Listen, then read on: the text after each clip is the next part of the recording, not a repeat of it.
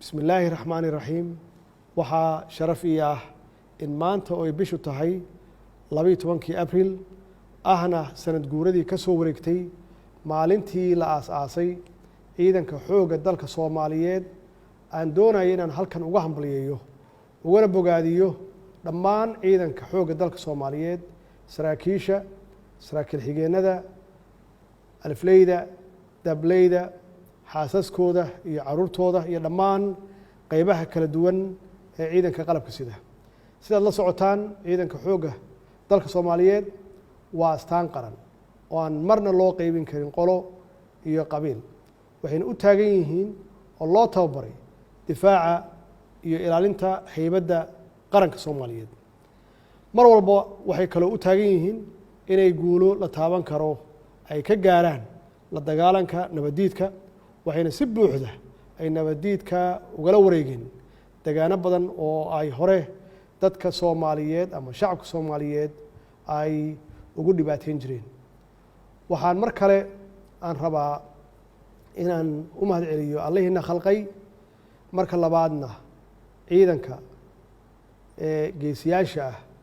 ee u nafwaayay ama u huray naftooda difaaca qaranka Soomaaliyeed waxaa kaloo xusid mudan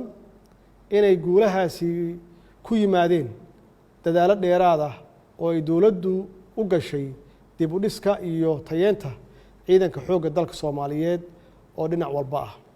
runtii weli ma joogno meeshii aan rabnay laakiin waxaan idin xaqiijinaynaa in dowladdu ay dejisay qorshe rasmi ah oo ku aadan dib u dhiska ciidanka Soomaaliyeed oo tayo iyo tiraba leh gudana kara waajibaadkiisa qarannimo sir ma aha kaalintii ay ciidanka xoogga dalka Soomaaliyeed ay ku lahaayeen xaqiijinta iyo ilaalinta qarannimada Soomaaliyeed waxay arintaasi ku gaareen geed adeegnimo iyo geesinimo la isla qiray marka lagu xoojiyo tiro iyo tayo waxay hanan karaan nabad buuxda inay ku soo dabaalaan dalkeena in sha Allah waqti aan fogeyn Soomaaliya waxay dib mar kale u yeelan doontaa ciidan ku filan hubinta higsiga qarannimo higsigeena qarannimo waxaa ka mid ah in la helo Soomaaliya oo mid ah Soomaaliya oo nabad ah xorna u ah danaheeda qaran ciidanka xoogga waxa uu ka mid yahay hay'adaha ugu muhiimsan ee mas'uulka ka ah inay xaqiijiyaan sidii lagu gaari lahaa higsigaas qaran waana hubaa inay hore uga soo qayb qaateen gaarista higsigaas qarannimo haddana ay heegan u yihiin inay xaqiijiyaan ujeedooyinkaas qaran ee sumcadda iyo sharafta ummadda Soomaaliyeed dib loogu soo celinayo sidaas awgeed waxaan rabaa inaan fursaddan uga faa'iideysto inaan mar kale shacabka Soomaaliyeed meel walba ay joogaan dalka iyo dibaddiisaba aan ka codsado inay taageeraan geesiyaasha ciidanka xoogga dalka Soomaaliyeed oo mar walba u taagan inay naftooda u huraan qarannimada Soomaaliyeed sidii caado ahayd waxaa maanta oo kale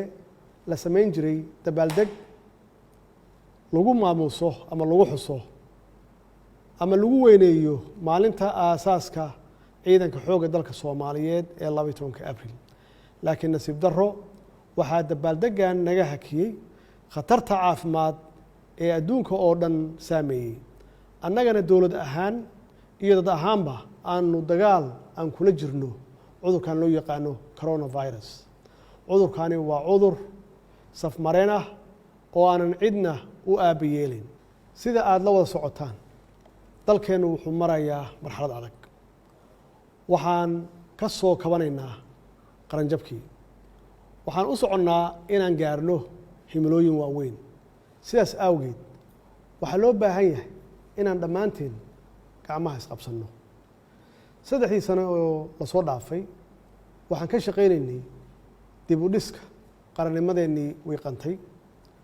waxaan soo marnay marxalado badan oo kala duwan waxaan la dagaalanay welina aan la dagaalamaynaa kooxaha argagixisada ah si aan dalka uga sifeenno. waxaan ka gaarnay guulo waaweyn oo lagu naaloon karo, hase yeeshee wax badan yaa weli noo dhiman. waxaan dadaal xoog leh ugu jirnaa sidii aan u soo celin lahayn sharaftii iyo haybaddii ummadda Soomaaliyeed ay adduunka ku lahayd. waxaan ka shaqeynay inaan xiriir wanaagsan oo is-ixtiraam iyo istixgelin ku dhisan aan la yeelanno waddamada adduunka iyo kuwa gobolkaba. waxaan dib u habeyn ku sameynay dhaqaalihii. waxaan la dagaalanay musuqmaasuqii. kobcinta dhaqaalaha dalku wuxuu ka mid yahay tiirarka ugu muhiimsan ee dhismaha qarannimada. sidaas awgeed waxaa sidaad la socotaan ay dowladdu ahmiyad gaara siisay sidii dib loogu yegleeli lahaa habdhaqan dhaqaale oo na gaarsiin kara himilooyinkeena qaran. annagoo arrintaas ka duulayna waxaan dadaal dheeraada ku bixinay sidii deymaha nalooga cafin lahaa iyo sidii aan kor ugu qaadi lahayn dakhliga gudaha. waxaa alla mahadiisa ah inaan ku guulaysanay inaan si hufan aan uga soo baxno dhammaan shuruudihii nalagu xiray oo aan gaarnay yoolkii aan kula heshinay hay-adaha lacagaha adduunka iyo bangiga adduunka iyo bangiga Afrika iyo kuwo kalaba. arrintaasi waxay dhalisay in inta badan deymihii nalagu lahaa nalaga cafiyo. inta hartayna insha Allah waxaan ka shaqeynaynaa sidii nalooga cafin lahaa mustaqbalka soo socda. waxay arrintaasi ku timid kadib markii aan muujinay hufnaan maaliyadeed iyo mid maamul wanaag in caalamku ama adduunku nala qiro